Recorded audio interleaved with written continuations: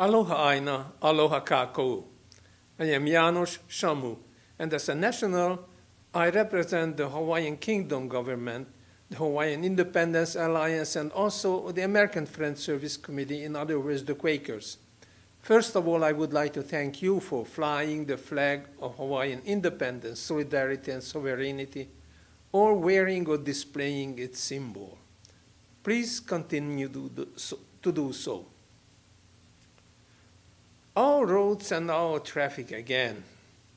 Even if the discussions, public hearings, letter writings on the subject of roads, traffic, and overpopulation have been going on for more than 2 years on our beautiful island of Kaua'i, the solution is not getting closer.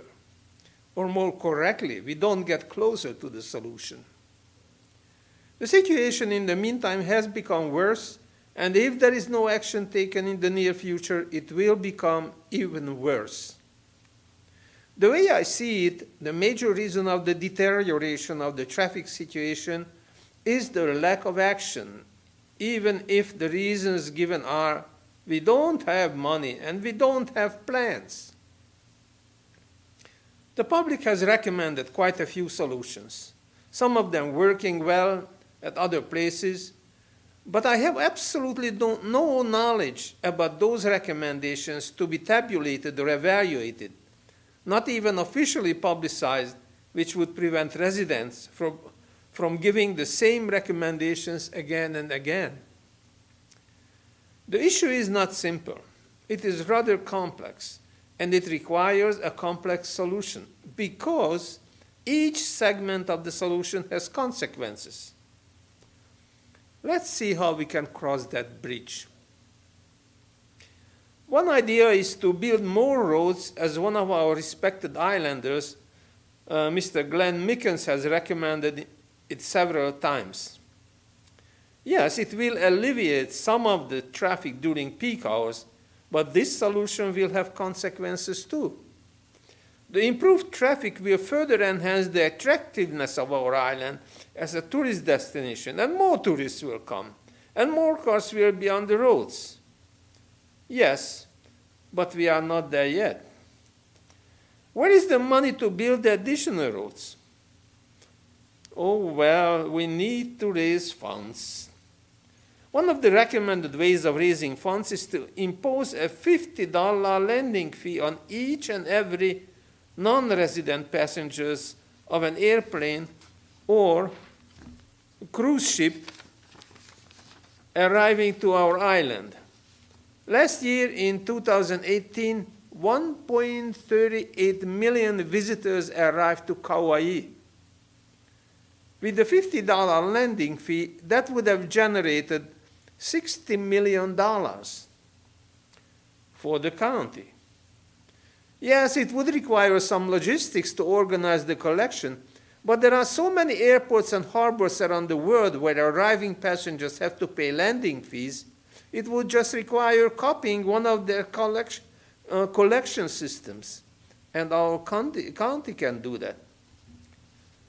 What would be the consequence of this action? Let me tell you first with what some tourism promoters try to scare you, and that is that a landing fee would scare off some prospective tourists. That's humbug. Apart from a few initial letters to our newspaper complaining about the landing fee, people would get used to it quickly and would pay it without grumbling. Why? Because we are worth it. It would be for a good cause. The next issue is that the county council may give us the excuse that we don't have the right to do it. Maybe, if we are looking in the administrative rules of Kaua'i County, but our council and our mayor should know who has the right to do it, and let's go there. There is a procedure to make changes in the county charter and also to apply for exceptions at other government agencies.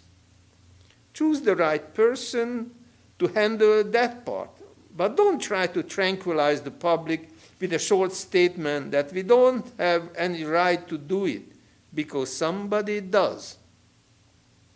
The next task in the complex solution is to reduce the rental cost by 1,000 or 1,500. Looking at island statistics, there are 3 people for each rental car in average who are traveling. The reduction would mean 3,000 people less on the island every day. Now, how does it impact the traffic? First of all, do not count how many cars are registered on the island, because they don't drive themselves. They need a driver, even if Tesla is working on self-driving vehicles, but we here in the middle of the Pacific Ocean are not up to that level yet. So if we have 40,000 adults with driver's licenses on Kaua'i, at least half of them would be doing something else than driving at any time. So that would put no more than 20,000 cars on the roads, plus the rental costs. But the 20,000 cars would not be on the road all the time. 1,000 or 1,500 fewer cars would make a difference. So by reducing the number of available renters would keep prospective visitors at home and would schedule their trips to times when rental cars are available. Or they would use the local taxi service plus Lyft or Uber. The advantage of this option is that it can be implemented within a month, and we would feel its effect within a month while new roads are being built or cane roads are being resurfaced. Of course, the county council has said that they don't have the power to do it. That's the easy way out. They may not have the power right now. However, they should know who has the power and go to that window and get empowered. But doing nothing is a slap in the face of the community. Another consequence would be a complaint from the car rental companies, because limiting the number of vehicles in their fleets would impact their profit. It is true, but the duty of the county is to look at the benefit of the larger public. The complainers may recover their losses resulting from the fleet reduction by raising their rental rates or coming up with alternative income-generating solutions. For example, they might operate beach shuttles, but that is only one option. Let them put on their thinking hats. A good bus service would be very helpful. I partially agree with Mr. Mickens that people would not give up their cars and would continue using them.